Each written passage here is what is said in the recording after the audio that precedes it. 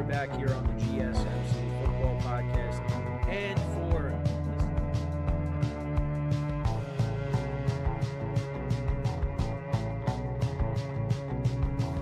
all right, and we are back here on the GSMC Football Podcast. And for the final. Keep yourself in the loop of everything football on the Golden State Media Concepts Football Podcast. The latest news on and off the field, be it college football, Big Ten, SEC, Big 12, Pac-12, ACC to the NFL. We've got you covered. Listen to the Golden State Media Concepts Football Podcast.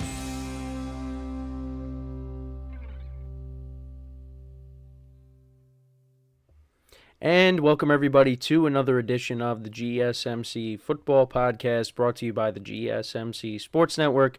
As always, I'm your host, Kenneth, and it's great to have you guys here. On this Thursday, April 18th, we have a lot to talk about on the show today. Before I get into that, just want to remind you guys, as always, to tip or donate and get your comments recognized, make sure to go to the following link, that is GSMCpodcast.net.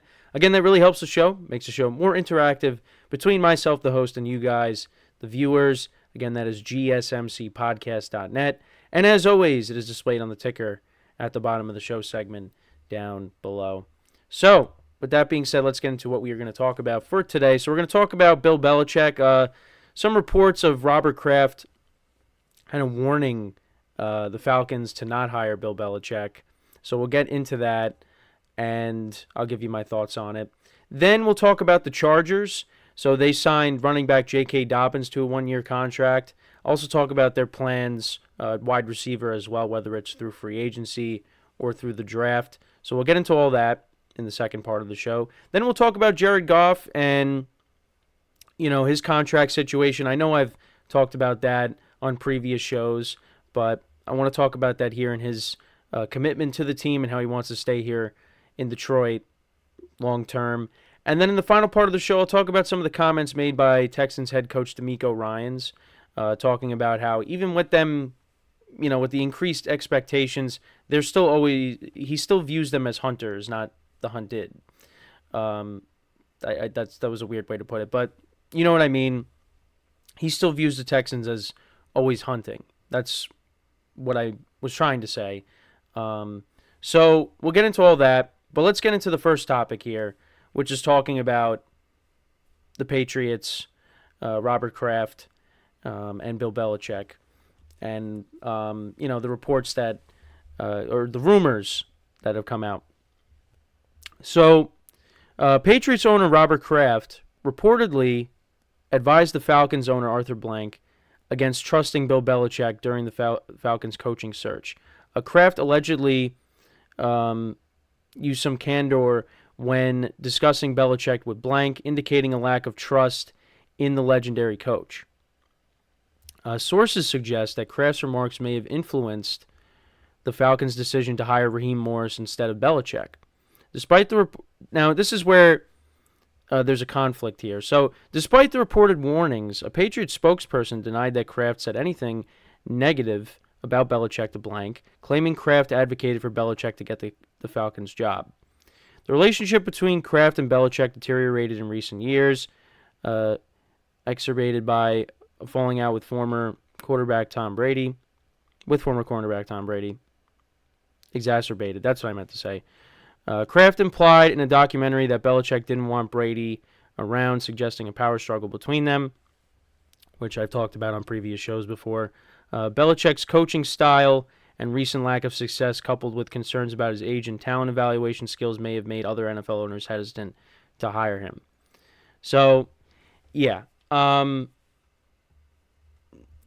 like I said, there's a little bit of like a conflict there because he allegedly did this, Robert Kraft, but then you had the Patriots spokesperson coming out and saying that's not true.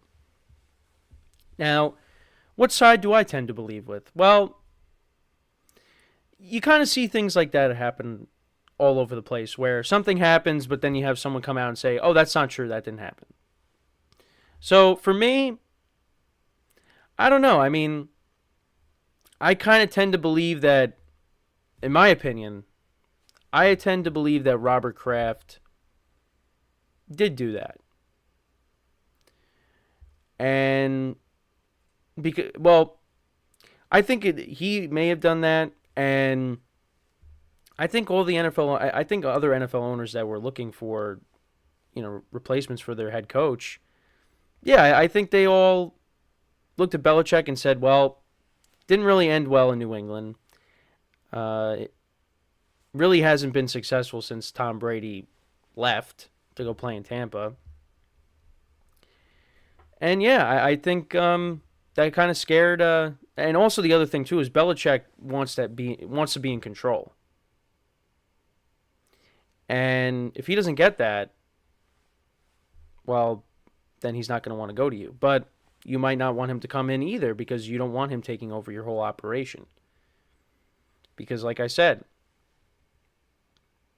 his talent evaluation, that's kind of hurt him.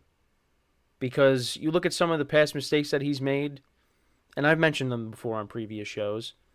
In the draft with DK Metcalf, they elected to draft N'Keal Harry instead at wide receiver. And now you look at the Patriots wide receiver group, it's weak. And a lot of that has to do with Bill Belichick.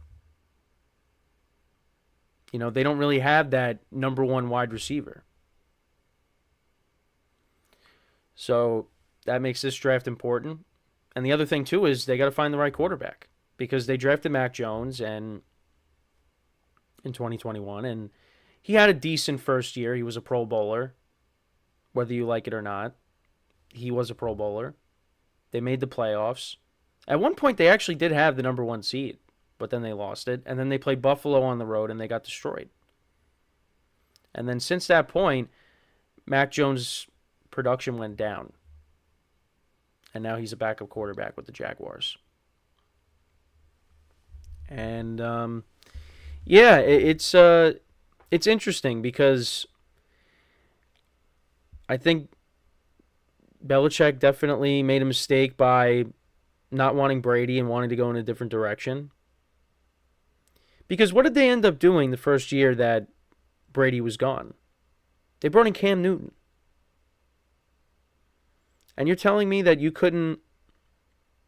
Now again, like they needed some sort of backup plan. They needed Cam Newton to kind of, I guess, bridge the gap to their next quarterback, if that was their intention. But it just it didn't pan out. And then they drafted Mac Jones, and again, Mac Jones had a decent first year, but then after that, wasn't very good. But yeah, that was Belichick's mistake, is letting Brady go. And he was trying to get rid of Brady. Because you had Garoppolo on the team. And Belichick wanted Garoppolo to be the starter. But Robert Kraft was like, no, we're not doing that. Brady's still going to be the starter. So then they traded him. You also had Jacoby Brissett there, and he ended up leaving. I don't know if he got traded or he signed with the Colts, or it was one of the two. But he goes to Indianapolis, and then he's kind of bounced around since then. But now he's back with the Patriots, and could be their starter week 1. But yeah, I mean, Belichick was trying to get rid of Brady, and I talked about this on a previous show, but yeah, Robert Kraft was very upset when Brady won that Super Bowl in Tampa. The first year the year after he leaves. Or the year he does leave. And I think if Brady had the weapons around him in New England like he did in Tampa, they probably win another Super Bowl in New England. He probably wins a Super Bowl in New England. Because, I mean, you go back to 2018, you had Edelman was declining, you had Gronk getting older. And again, they made big plays in the playoffs that season. But, they were they were on the downside of their careers.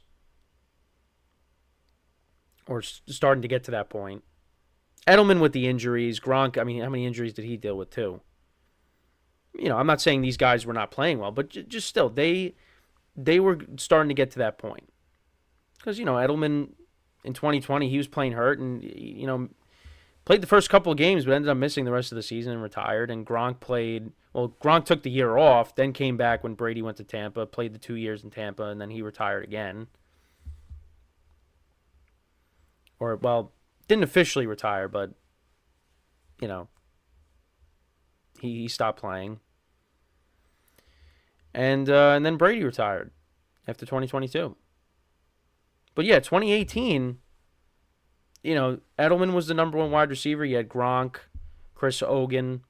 They had Brandon Cooks the previous season, and they traded him, which didn't make sense. They actually beat Brandon Cooks in the Super Bowl. Feel bad for Brandon Cooks, because he was on the Patriots in 2017. They lost the Super Bowl. Then in 2018, gets back to the Super Bowl with the Rams. Well, he got hurt in the Super Bowl against the Eagles. And then in the Super Bowl against the Patriots, when he's on the Rams, they ended up losing that game too. So he was on the losing side. But the Patriots didn't surround Brady with the best talent. And then Gronk, retires, quote unquote, after 2018. And then you have Edelman, and they draft N'Keal Harry, Jacoby Myers. You have there, they really didn't have any good tight ends on the team. And the Patriots still somehow, at one point they were undefeated. They, had the best record in the AFC, but then they ended up finishing with, the third best record. Ended up finishing as the 3 seed, and they got knocked out by the Titans. And Brady's last pass was a pick 6 with the Patriots. And then he goes off to Tampa, wins the Super Bowl, and then, Robert Kraft was not happy about that. So, I mean, it wouldn't surprise me if Robert Kraft actually did do this, allegedly did this. Gotta make sure to say allegedly. Because, yeah, I mean, he's probably saying that Belichick kind of set them back by letting Brady go. Not being able to bring in the talent to help out the offense. Because we know he could coach defense, but the offense, it's not been great. I mean, when you're bringing in Joe Judge and Matt Patricia to be your co-offensive coordinators, that still just confuses me. But the other thing I wanted to touch upon with Belichick is supposedly he has interest in coaching positions within the NFC East, particularly with the Giants, the Eagles, and the Cowboys. Now, obviously, those spots are filled at the moment, but things could change. Both the Eagles and Cowboys considered bringing in Belichick this offseason, with Eagles owner Jeffrey Lurie and general manager Howie Roseman being fans of his coaching abilities. However, the Eagles were hesitant to make a move due to concerns about Belichick's potential short tenure and his tendency to overhaul staff and systems, leading to a reset for the organization. So that's what a lot of teams have a problem with when it comes to Belichick. The Cowboys, despite being a natural fit for Belichick, decided to retain Mike McCarthy for the 2024 season. Belichick was only seriously considered for the Atlanta Falcons vacancy, but Patriots owner Robert Kraft, like I said, reportedly warned Falcons owner Arthur Blank against trusting Belichick. So, allegedly he did this. Again, Patriots spokesperson comes out and says that's not true. So who knows what's actually the truth. But for me, my personal opinion, I think Robert Kraft actually did do that. Now, I don't have any evidence to base that off of, but other than what I just talked about with him not being happy of how they treated Tom Brady, but, I personally think that actually did happen. The Giants are viewed as a distant third in the race for Belichick, given their current lack of playoff caliber talent and potential need for a rebuild. Despite this, there could be a sentimental value for Belichick in finishing his coaching career where he won 2 Super Bowl rings as an assistant coach. So, again, all of these, there's no coaching vacancy with these 3 teams. But is it possible that after 2024 that one of these positions will be open? Well, Mike McCarthy's on his last year with his contract, and I think he's probably going to be gone after 2024 because I don't see the Cowboys improving. I see them staying right where they've been. Be a good team, make the playoffs, lose in the first round or second round. The Eagles could be interesting because if they continue down the path from 2023 where they collapsed and they got bounced down in the first round, then yeah, you probably do see Nick Sirianni gone. And the Giants? Who knows? Who knows? I mean, the Eagles-Cowboys jobs are more appealing. But, yeah, like I said, there's that sentimental value with the Giants. You know, being there during the Parcells era. So, we'll see what happens. But, yeah, so we're going to take our quick... Well, let me know what you guys think about this this whole Bill Belichick situation. Do you think he'll be a coach next season? Let me know.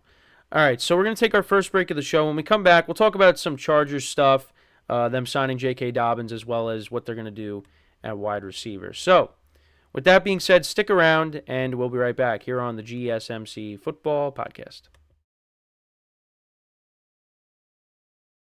I feel like I'm losing my mind. Is everybody in the world blind? Please, Lord, give me a sign, a sign. I feel like I'm losing my mind. Is everybody in the world blind?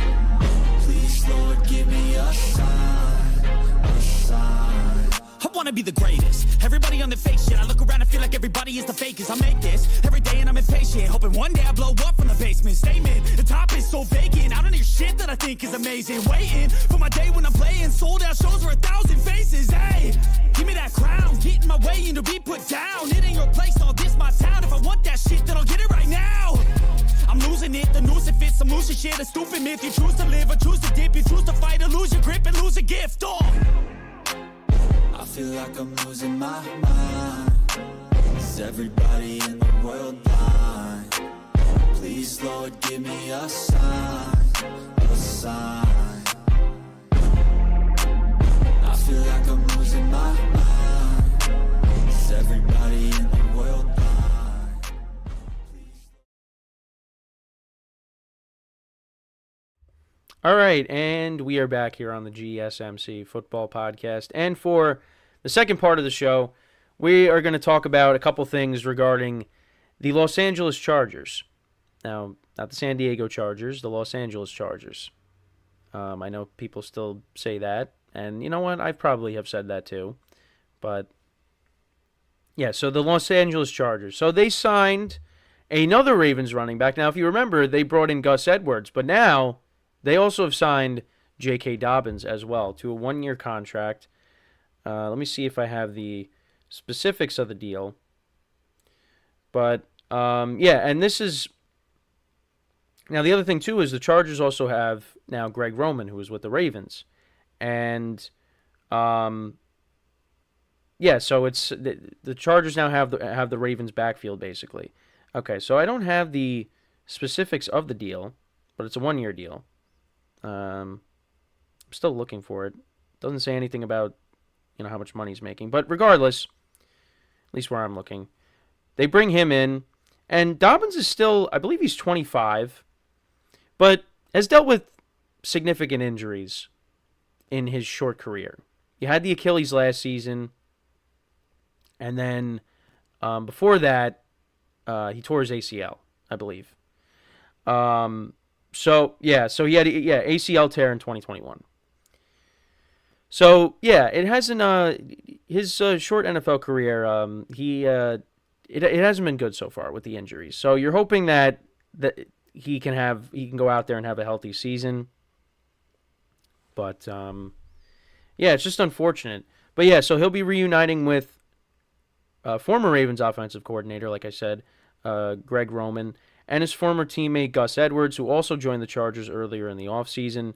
During his first 3 years in the NFL, Dobbins played under Greg Roman, including a standout rookie season in 2020 where he rushed for 805 yards and 9 touchdowns. Dobbins' career has been hampered by injuries, like I said, the torn Achilles last season in Week 1 of the 2023 season, and an ACL tear in 2021. Despite this, he has shown flashes of brilliance, averaging 5.8 yards per carry over his career. At 25 years old, he still has potential if he stays healthy. And his return to the field was cleared by Dr. Neil Elitroch. And, that's what led to teams, inquiring for his services. And eventually he went to the Chargers. I know he visited with the Chiefs, but then they brought back Clyde Edwards-Helaire. So now he goes to the Chargers, and we'll see what happens there. And those are two guys and Gus Edwards has gotten hurt too in the past. But, the Chargers kind of rebuilt their backfield, and we'll see if they do anything in the draft to address the position as well. But at least for the moment, they kind of rebuilt it with former Ravens players. And the Chargers are going to want to run the football. So, and they want to have a nice running game to complement Justin Herbert. Again, it's a one-year deal. Dobbins ends up getting hurt again. Well, then he's not going to be a part of the team. So we'll see what happens. I don't really have any strong feelings on this signing. I think it's okay. I think, Gus Edwards is going to be looked upon to be the lead back at the moment. But I don't really have any strong feelings one way or the other. Again, it's just another running back to add to the backfield. And again, if he stays healthy, which I say this all the time, again, that could be a decent signing for them. But he's got to stay healthy. So the other thing, too, is with the Chargers is their need at wide receiver. Traded Keenan Allen. They released Mike Williams. They don't have a ton of wide receiver depth at the moment. You have Joshua Palmer, Quentin Johnston, and Darius Davis, I believe. So one thing they could do is, and again, I've been talking about this guy for weeks now, is Tyler Boyd. He is still out there. So the Chargers, maybe they bring him in, and then they end up drafting a receiver. I think that it's safe to say they're definitely going to draft a receiver, because that's what they really need right now, is a receiver. Now, you could, address, maybe the offensive line or, defensively, you take a player, but I think you want to add playmakers around Justin Herbert. So I think they're going to probably go that route and draft, they're going to draft a receiver.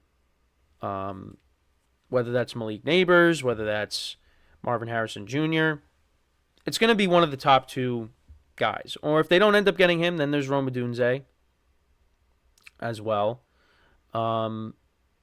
That's probably what they're going to end up doing.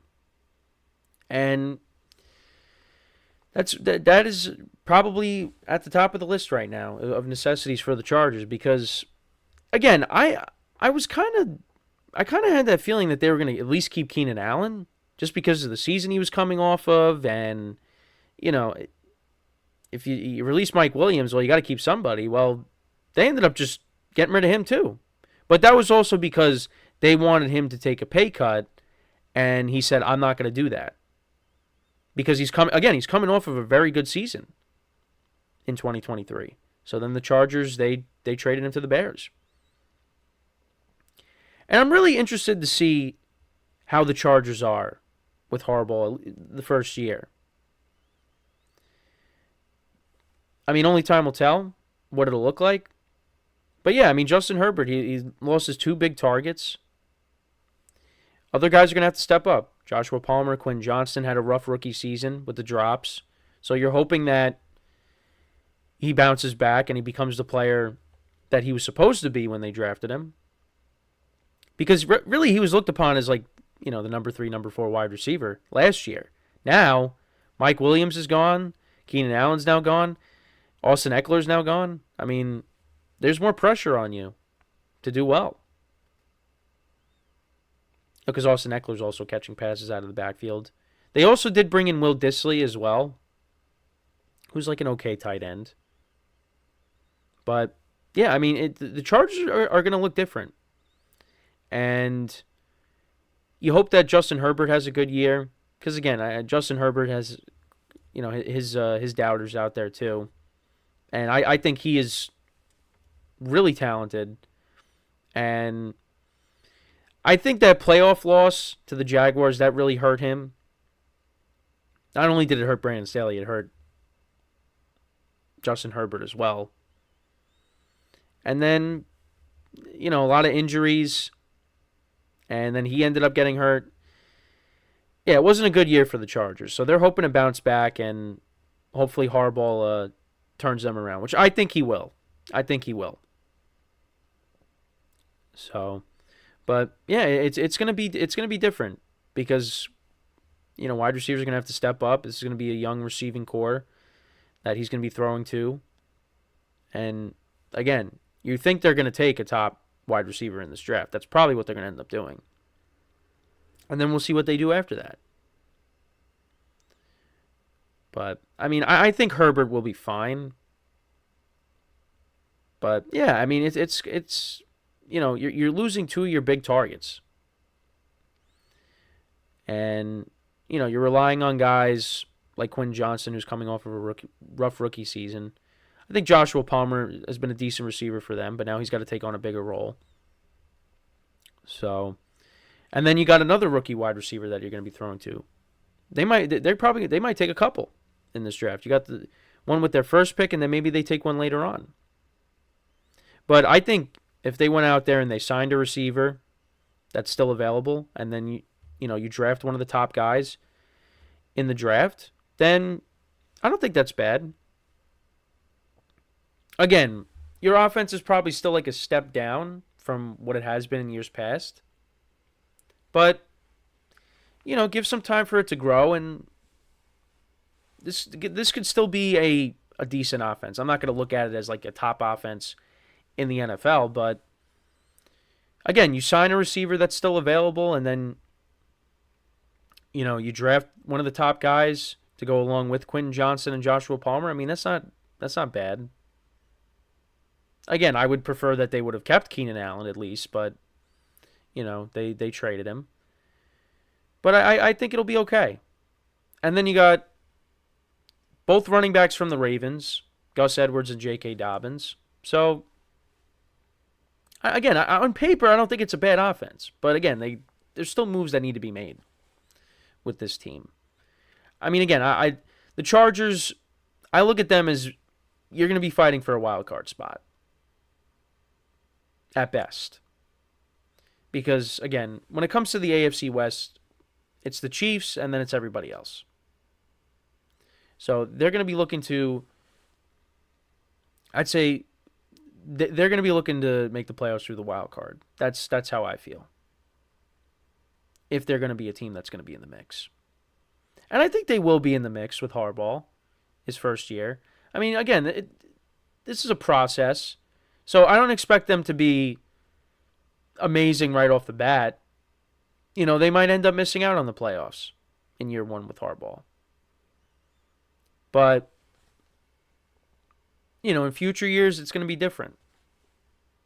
The cap situation with the Chargers wasn't the best. That's why they had to let go a lot of guys and not bring back anybody. I just still find it amazing that Keenan Allen, Mike Williams, Austin Eckler, all gone. All gone. And they were key parts of this offense. But that's what they decided to do. And these guys are getting older and coming off of injuries, so, new regime kind of makes sense. But yeah, it's gonna be different, and we'll see how Justin Herbert responds. But yeah, I mean, with Harbaugh, they could definitely be in the mix. But again, this conference is a gauntlet, so it's gonna be really tough. I mean, there are teams that I would take. When it comes to the wild card, when it comes to like maybe that like second, third wild card, there's teams in front of the Chargers that I would take. The Chargers are, kind of, further down on that list. But we'll see what ends up happening. But again, this is only Harbaugh's first season. The draft is next week. So again, the Chargers are going to add more to their roster. I would expect that they're going to add a couple of wide receivers through this draft. But yeah, I think that's probably what they're going to end up doing, is going wide receiver with their first pick. Whether, like I said, whether it's Marvin Harrison Jr., whether it's Malik Neighbors, it's probably going to be one of those two guys. But now, again, you're hearing that, Marvin Harrison Jr. might not be the first wide receiver taken. It might be Malik Neighbors. We'll see. Or maybe Harbaugh says, you know what? We're going to take J.J. McCarthy with our first pick and make him our backup quarterback to Justin Herbert. That is not going to happen. But, you hear Harbaugh talking up J.J. McCarthy, so someone's going to take him. Hopefully, we'll see. We'll see. I don't want to say anything, but it's in a week. Exactly 1 week is the draft. So, before we go into break, our next break, just want to remind you guys once again to tip or donate and get your comments recognized. Make sure to go to the following link. That is GSMCpodcast.net. Again, that really helps the show, makes the show more interactive between myself, the host, and you guys, the viewers. Again, that is GSMCpodcast.net. And as always, it is displayed on the ticker at the bottom of the show segment down below. So when we come back from our second break of the show, again, let me know what you guys think about Chargers stuff here. How do you feel about the J.K.Dobbins signing, as well as how do you think the Chargers will address the wide receiver position?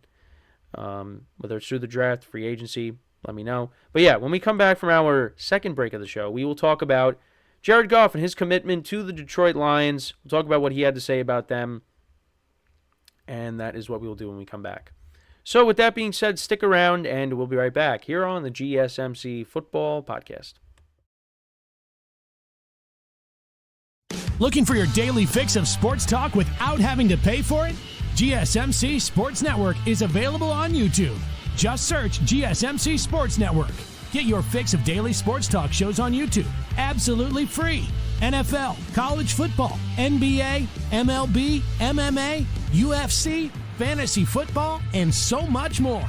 GSMC Sports Network has shows running all day long, with new sports shows starting every 2 hours. Just like on your favorite cable sports channel, except GSMC Sports Network is absolutely free. Just search GSMC Sports Network on YouTube to catch one of your new favorite shows, like the GSMC College Football Podcast, Chip Shot Football Podcast, Hoops and Heels Women's Sports Podcast, GSMC Basketball Podcast, and so many more. Check it out for yourself. GSMC Sports Network, now available on YouTube absolutely free. Search GSMC Sports Network on YouTube right now.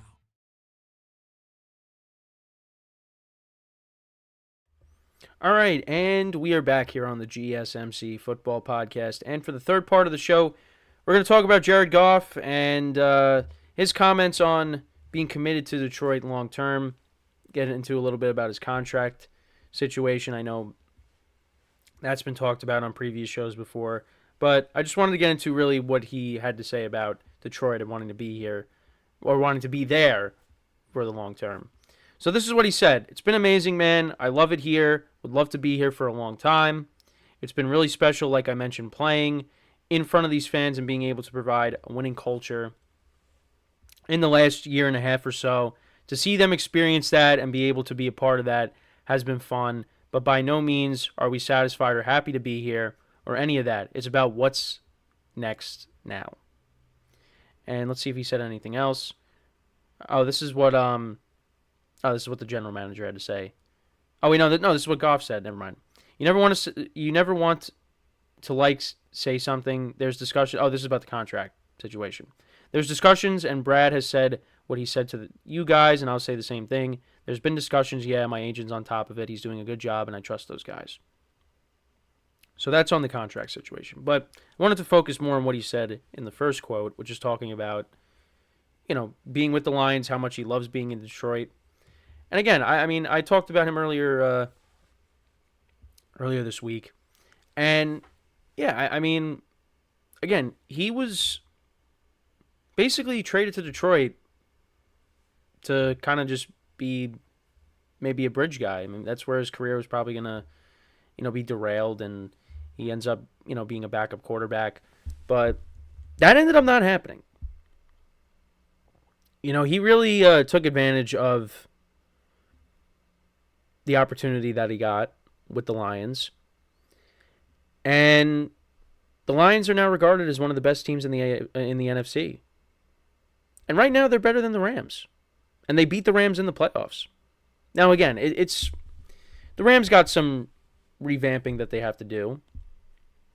And again, it's not like Matthew Stafford fell off a cliff. No, Matthew Stafford got hurt in 2022. After winning the Super Bowl in 2021. And, as the Rams started to decline from their Super Bowl championship, you know, the Lions have kind of, you know, they've risen. And like I said, the Rams are going to have to do some revamping. It's not like the Rams have become this bad team. In 2022, they had, like I said, guys getting hurt. Cooper Kupp, Matthew Stafford, like I said. Aaron Donald got hurt. You know, so, yeah, the Rams season kind of got derailed because of that. But then they bounced back in 2023. They ended up making the playoffs. And that game between them and the Lions was one of the best playoff games last year. But, yeah, I mean, right now, you probably rank the Lions over... Yeah, you would rank the Lions over the Rams. And especially now with Aaron Donald retiring. I mean, they got to figure out how to, you know, plug that hole up. But it's gonna be tough. It's gonna be really tough. But yeah, I would rank the Lions over the Rams. Many other people do the same thing. And like I've been saying since I started doing the football podcast, I'm very happy for Jared Goff that he's gotten this opportunity now, and eventually, you would think they're going to work out an extension, and he's going to be there long term, and rightfully so. And the Lions are going to continue to build up this roster, and we'll see what they end up doing in this draft. Maybe they go after another receiver. Wide receiver is definitely something that they should also address, just because you got Amon-Ra St. Brown, but you're still waiting for Jameson Williams to kind of take that next step. And again, he has shown flashes, but hasn't taken that step I think the Lions are hoping for. And maybe in 2024 he breaks out. But you need somebody opposite of Amon-Ra St. Brown. So there's wide receivers still out there on the free agent market that maybe they could bring in potentially, because they did lose Josh Reynolds. I know he signed somewhere else. I don't know off the top. Forgot which team he signed with, but yeah, he signed elsewhere.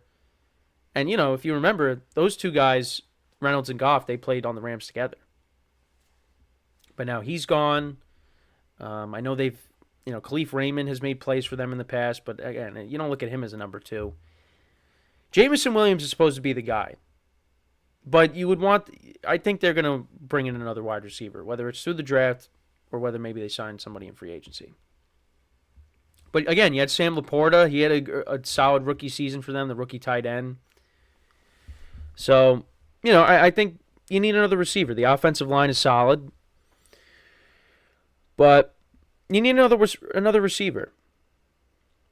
But again, you see what Jared Goff can do when he's surrounded by talent. Jared Goff's a solid quarterback. And, you know, I think a lot of people initially thought, yeah, he only was good because McVay made him into a good quarterback. He was in the right system. Well, this shows you that he could do well elsewhere. And he brought the Lions to an NFC championship. Or an NFC championship game. They had the lead. And they ended up losing it, unfortunately for them. But, you know, Jared Goff proved the doubters wrong. And, like I said, I think he deserves to get paid. I think the Lions and Goff will definitely work something out. And then you go from there.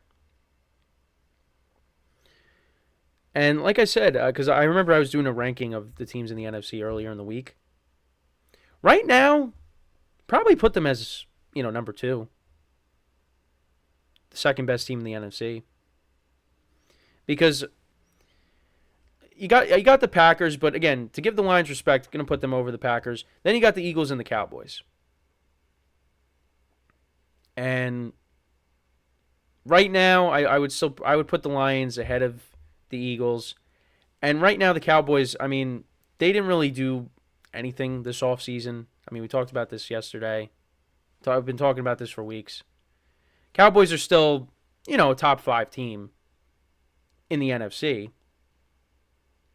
But, you know, I'm not going to put them, you know, in the top 3. I think right now they're top 5. I think right now I like what the Eagles did this offseason. So I'd probably put the Eagles slightly ahead of them. But then again, the Cowboys, you know, they kind of owned the Eagles. Well, I know they split, but the Cowboys could have very easily swept them last year. But right now, the Lions to me are the second best team in the NFC. I'm going to put them at number 2. Because I still like the 49ers over them. And I don't know, maybe I'm higher on the Packers, but I kind of like the Packers over the Eagles and the Cowboys right now. I mean, the Packers got better. How did the Cowboys get better? And the Packers beat the Cowboys in the playoffs. And then the Eagles, they collapsed. I mean, we'll see how these teams match up against each other in week 1. I mean, obviously one game's not going to define everything because those teams could meet up in the playoffs again. But, we'll see how they stack up against each other in week 1. But I am looking forward to that game, as many others are. But, yeah, we kind of got off topic here with the Lions. But, yeah, Lions, I'm expecting big things for them in 2024. And Goff is going to be at the center of that. And it's a new year. And, you're hoping, like, again, they're not satisfied. They're hoping that they could take that next step and get to a Super Bowl. Now, again, the conference is going to be improved. The division is going to be improved. But, I mean, the Lions, again, I look at them as one of the top teams in the NFC. So I think they could do it. And they played well against the 49ers. It's just they collapsed. So, and part of that is because of what Dan Campbell did, being overly aggressive. And you're kind of hoping that it does. I mean, he's going to continue to be aggressive, but you're hoping that maybe he could pull back a little bit. And in certain situations, he isn't as aggressive. And he kind of takes the points. Because, yeah, part of that collapse against the 49ers had to do with coaching. And you're hoping that it doesn't happen again. Because, that could make you lose your job. And Dan Campbell at one point even said, like, he thought he was going to get fired at one point. I mean, this is before the Lions, like, turned it around in 2022. They finished 9-8. And then we know what happened last year. They were one of the best teams. But you don't want that. You don't want decisions like that defining your season. And that's kind of like what happened. It's just they were overly aggressive, didn't convert on 4th down, and it kind of, gave all the momentum back to the 49ers. So, but again, you're hoping that Dan Campbell learned at least. Again, I still expect him to be aggressive, but just pull back a little bit because it could definitely cost you at times. So, but yeah, I'm excited for the Lions. I think, they've been drafting well. So that's going to continue in this draft, you would imagine. They really have done a nice job rebuilding this team. And again, they achieved something that no Lions team has in 30 years, and that was win a playoff game. Win back-to-back playoff games. That's something Matthew Stafford did not do his entire career with the Lions. And again, it's not all his fault, but it just never happened with him. They really got something special going on over there in Detroit. And let's see if that continues, which I think it will. And yeah, I mean that's pretty much all I have to say on the matter. Again, I think they're going to work out a deal with Goff. I don't think that's an issue. And he's going to be the quarterback moving forward. And I'm very happy for him. And I hope he continues to be successful there in Detroit. And let's see what the Lions do in 2024. Let me know what you guys think about this. What are your thoughts on the Lions? Can the Lions get it done, get to the Super Bowl in 2024? I mean, I think it's definitely possible. But we'll just have to wait and see. But let me know about the Goff contract discussions, as well as your thoughts on the Lions going into 2024. Because, again, I look at them as one of the best teams in the NFC. And you could even say one of the best teams in the NFL. But again, when you got the AFC on the other side, you're bringing in more teams, and yeah, they might crack the top 5, but I mean they're definitely top 10, of course, but maybe they might be a little bit outside of the top 5. Have to really think about that, but still, one of the best teams in one of the best teams in football, one of the best teams in the NFC, more specifically. So when we come back from our final break of the show, we're going to talk about another team that could be one of the best teams in the NFL. Definitely one of the best teams in the AFC on paper, and that is the Houston Texans. We'll talk about what DeMeco Ryans had to say about their rising expectations, and also, talk about their acquisitions as well from this offseason. So with that being said, for one final time today, stick around, and we'll be right back here on the GSMC Football Podcast.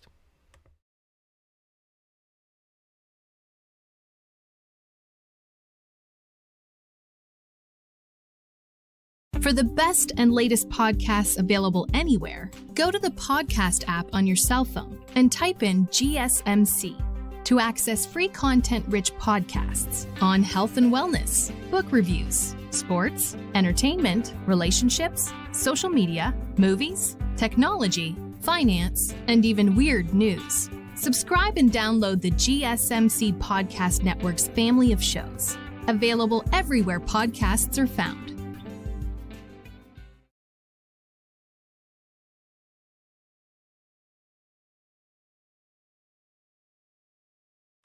All right, and we are back here on the GSMC Football Podcast. And for the final part of the show, we are going to talk about DeMeco Ryans and the Houston Texans, him commenting on their rising expectations, what he had to say.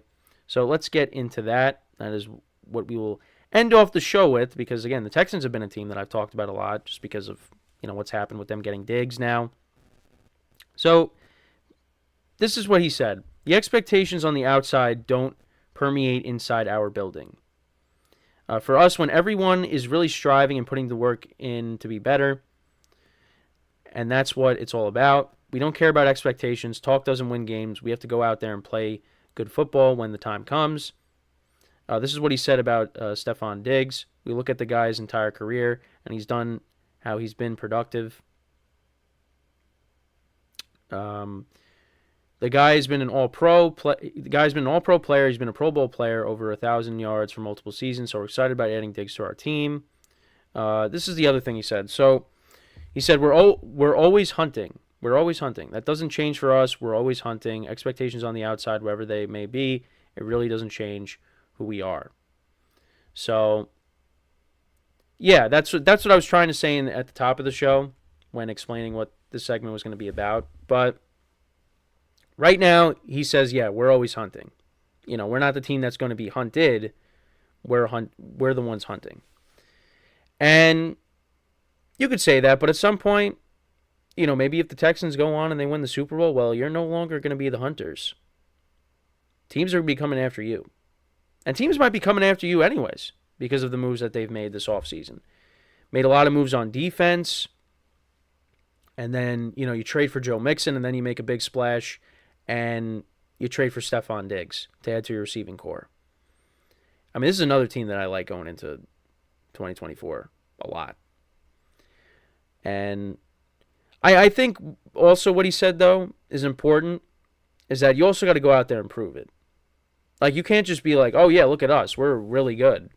On paper, yes. But now, yeah, you got to go out there and show that you are a good team. And I think they definitely will. This is another team that's heading in the right direction. I think you have a quarterback and a coach that know how to put things in perspective. I think C.J.Stroud is a humble guy. And I don't think that they're going to get caught up in everything and be like, yeah, we're going to be good. No, they're going to go out there and prove it. And they're going to be one of the best teams in the AFC. Right now, they're the team that's the favorite in the AFC South, and rightfully so. They won it last year when really no one picked them to do that. They were looked at as being a team that was going to finish with a bad record, but no, they ended up making the playoffs, winning a playoff game. And this offseason, I mean, what they've done on defense, big moves, on both sides of the ball. Like I said, you also brought in Danielle Hunter on the defensive side of the ball, Al Shire, Danico Autry on defense. again, really like what the Texans have done. This is going to be a really good team, and I can't wait to see how this team stacks up against, the big guys in the AFC. How, if when they rematch against the Ravens, going up against the Chiefs. I'm really intrigued by that, and then going up against the Bills as well. To see Diggs match up against his old team, it's going to be fun. But I think there's going to be some teams that are going to say, "Hey, this team's made a lot of noise this offseason. Let's go out there and beat them." Now that the expectations are higher, they could say they don't care about the expectations, but they are there. Because this team, this team could go to the Super Bowl, 100%. Well, I shouldn't say 100%, but you know what I'm saying. On paper, you look at this team with the quarterback they have, there's a chance they could do that. Now, again, I'm not going to look at them as a team that is the best team in the AFC, because we had that conversation in our production meeting, and I said I'm not ready to say that they are the best team, because I still pick 15 over there in Kansas City and the Chiefs. Patrick Mahomes and the Chiefs, to me, are still the best team.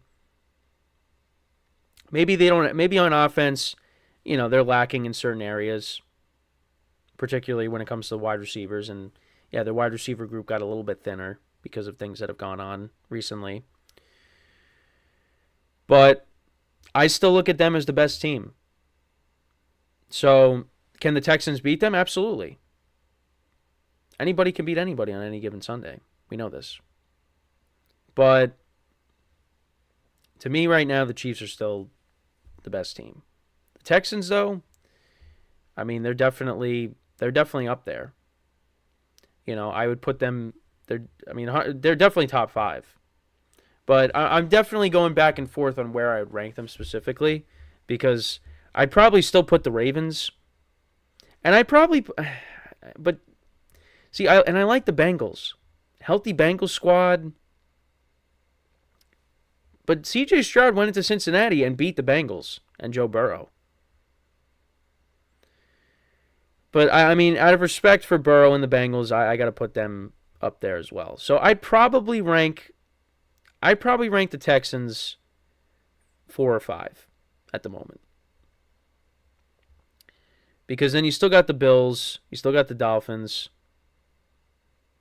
I like the Texans better than the Dolphins. And I probably like them better than the Bills at the moment. So, yeah, I'd probably put the Texans in at 4. I'd probably put them at 4. Because I'm trying to think. I think that's fine. Because I like them better. Yeah, and you look at the AFC North, I like them better than the Steelers, definitely. The Steelers are further down on the list. And then you got the Browns, too. Browns, I think, they're probably in that same group with, like, the Bills, the Dolphins. Yeah, I'd put them in that same group. They're duking it out for that 5th spot, when I'm ranking the teams. But yeah, so that I put the Ravens, the Chiefs, and the Bengals ahead of the Texans right now. But again, that could all change. But I'm really excited with what they're going to be able to accomplish this year. C.J.Stroud, I think, is going to be an MVP candidate. Now, adding Diggs now only helps. Now you're hoping Tank Dell comes back healthy. Nico Collins had a solid season. Dalton Schultz had a good year with them. They brought him back. Texans are ready to go. And I think, you got those rising expectations, but I think they'll definitely meet those expectations. There's no reason why this team, can't go far, other than, the teams that I ranked ahead of them. But again, they definitely close the gap. They're gonna be an improved team, and they're gonna give these teams that I ranked ahead of them problems, and they're gonna match up against pretty much all these teams. They're gonna go up against the Ravens again. We'll see if if the game could be closer this time, because both games really weren't,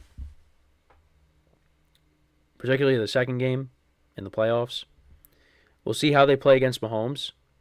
And I think, the Texans could be that team that the Chiefs open up against, because I think the Texans are a road team. I think I went over that the other day, but yeah, they that could be the matchup we see week 1. But we'll see them match up at some point. And then they play and then the Texans play the Bills at some point too. So we'll see how Diggs does against the Texans. Against the Bills.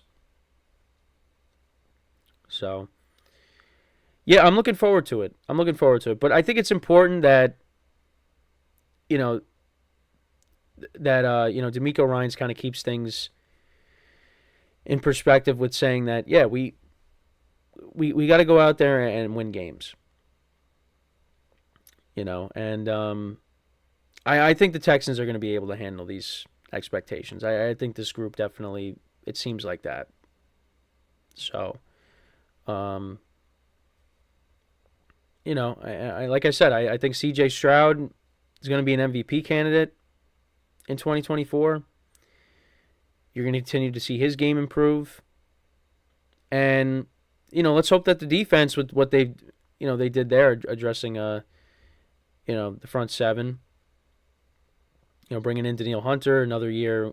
Will Anderson's second year now. If the defense improves too,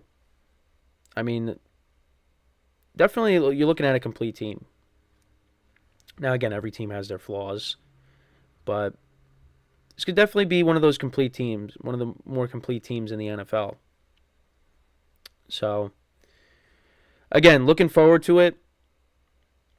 And, again, we'll see what they do in the draft. We still got the draft. So, but yeah, let me know what you guys think about the Texans, what DeMeco Ryans had to say. How do you guys think the Texans will perform in 2024? I think, I don't think there's that many people that think they're going to flop. I think this team is going to be really good. Because, you've had teams in the past where they make all these additions and you're like, oh, man, they're going to be really... look at what the Jets... Look at the Jets from last year. But that was because Aaron Rodgers got hurt. If you look at the other additions that they made, Dalvin Cook, you thought was going to be better, wasn't. They bring in Alan Lazard and Randall Cobb, and they were not good. I know Tampa Bay, when they made all their moves, getting Brady, Antonio Brown, Rob Gronkowski, Leonard Fournette, that turned out well. But I was going back to like 2011 when I think it was Vince Young, right? He said, oh, this is a dream team because you had him, you had Michael Vick, Deshaun Jackson, LaShawn McCoy, all those guys on that team at the time. And the Eagles were not good in 2011. They were not.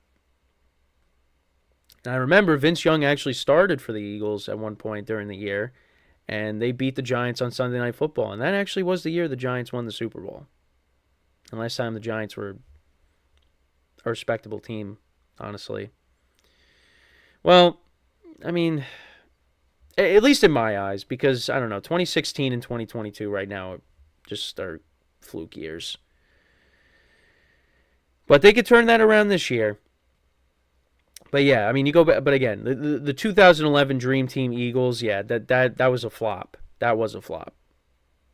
So yeah, again, I brought up Tampa. Tampa with what they did, bringing in Brady and the guys I just mentioned.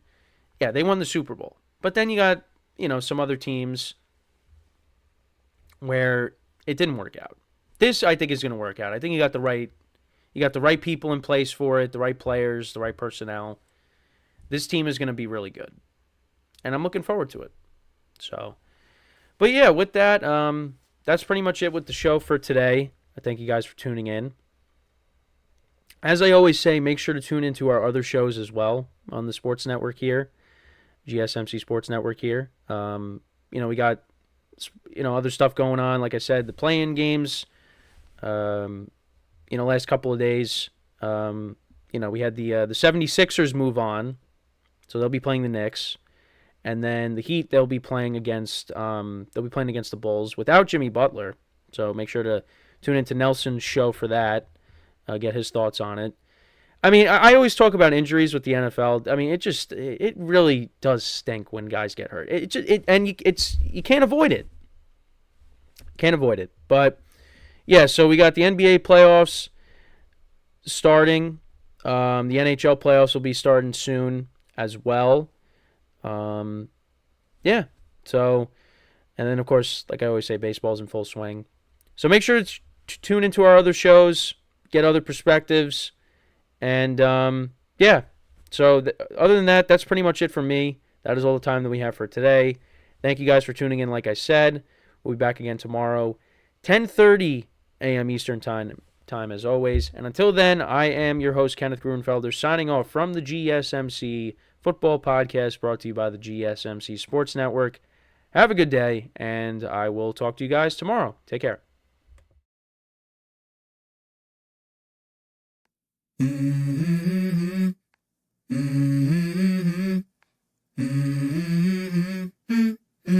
Let's go. I wake up to a little bit of drool on my pillow, feel like it's gonna be a bad day. Yeah, I'm tired of shit, and the coffee ain't hit yet, damn, ain't that great.